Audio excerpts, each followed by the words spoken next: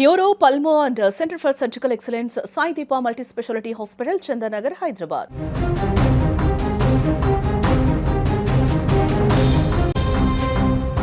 హైదరాబాద్లో వరుస అగ్ని ప్రమాదాలు ఆందోళన కలిగిస్తున్నాయి. నిన్న మైత్రివనంలో జరిగిన ఘటన మరవక ముందే నేడు కూకట్పల్లి కేపీహెచ్బీలో భారీ అగ్ని ప్రమాదం చోటు చేసుకుంది. పద్మావతి ప్లాజా కమర్షియల్ కాంప్లెక్స్లోని ఒక మొబైల్ షాపులో ఒక్కసారిగా మంటలు చెలరేగాయి. షార్ట్ సర్క్యూట్ కారణంగానే ఈ ప్రమాదం జరిగినట్టుగా సమాచారం వస్తోంది. కేపీహెచ్బీ కాలనీలోని పద్మావతి ప్లాజా గ్రౌండ్ ఫ్లోర్లో ఉన్న Sri Sai communications mobile shop పూర్తిగా దగ్ధమైంది. విజువల్స్లో మీరు చూస్తూ ఉన్నారు. శనివారం తెల్లవారుజామున ఈ ప్రమాదం జరగడంతో స్థానికులు ఒక్కసారిగా భయాందోళన గురయ్యారు. షాపులో ఉన్న విలువైన ఫోన్లు, ఇతర సామాగ్రి పూర్తిగా కాలి బూడిదయ్యాయి. దట్టమైన పొగలు కాంప్లెక్స్ అంతా వ్యాపించడంతో పరిస్థితి భీతావహంగా మారింది. ప్రమాదం జరిగిన వెంటనే స్థానికులు అగ్నిమాపక సిబ్బందికి సమాచారం అందించారు.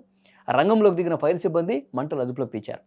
మంటలు పక్కనే ఉన్న ఇతర దుకాణాలకు వ్యాపించకుండా జాగ్రత్త చర్యలు చేపట్టారు. ఈ క్రమంలో లాడ్జిలో ఉన్నవారు స్థానికులు ప్రాణభయంతో పరుగులు పెట్టినటువంటి పరిస్థితి. ప్రస్తుతం పరిస్థితి అదుపులోకి వచ్చినట్టుగా అధికారుల నుంచి సమాచారం వస్తుంది.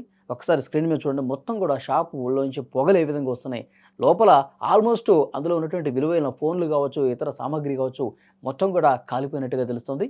సో అక్కడ పెద్ద ఎత్తున నష్టం జరిగింది. ఆ షాపు యజమాని అయితే తీవ్ర ఆందోళనలో ఉన్నటువంటి పరిస్థితి.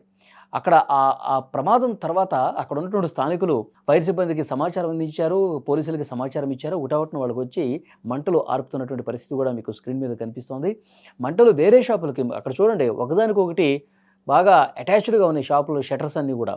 ఒక షాపు నుంచి ఇంకొక షాప్కి వెళ్తే పక్కన ఉన్నటువంటి అన్నీ కూడా మొబైల్ షాప్సే ఎక్కువ కనిపిస్తూ ఉన్నాయి అన్ని చుట్టుపక్కలంతా కూడా.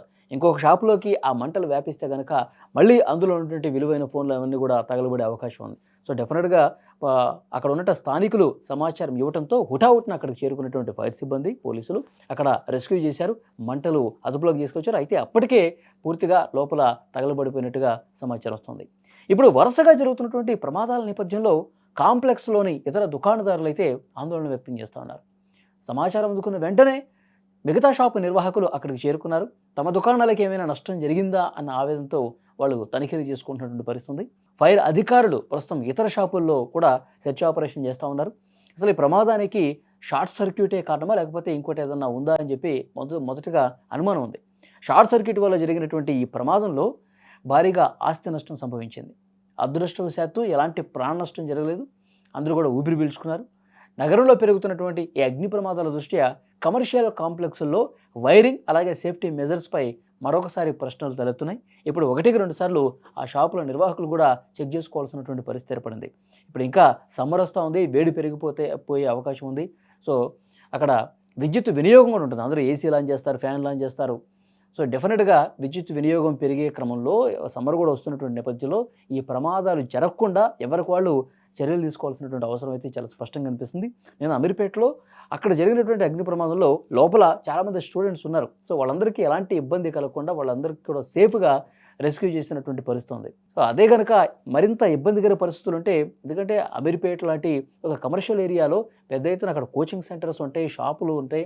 అంత పెద్ద కాంప్లెక్స్లో ఏదన్నా ప్రమాదం జరిగితే కనుక చాలామంది ఇబ్బందులు ఎదుర్కొనే అవకాశం ఉంది. సో డెఫినెట్గా ఇలా పెద్ద స్థాయిలో షాపులు, కమర్షియల్ కాంప్లెక్స్లు ఇవన్నీ ఉన్నటువంటి ప్రాంతాల్లో ఎవరికి వాళ్ళుగా తమ షాపుల్లో సరైనటువంటి ప్రమాణాలు ఉన్నాయా లేదా, ఫైర్ సేఫ్టీ మెజర్స్ సరిగా ఉన్నాయా లేదా 1-2 సార్లు చెక్ చేసుకోవాల్సినటువంటి అవసరం ఉందని అధికారులు కూడా చెప్తా ఉన్నారు.